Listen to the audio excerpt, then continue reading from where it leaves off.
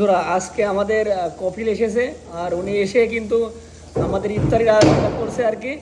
তো চলুন আজকে আপনার আছে আমার কপিলকে দেখাই যে আল্লাহ হাবিব ইন্তাকাল কাল্লিম কাজ্জাব আনা মা বন্ধু দেখো ইনি আছে আমাদের সেই কপিল আর হাবিব জেদ্দায় থাকে আর কি।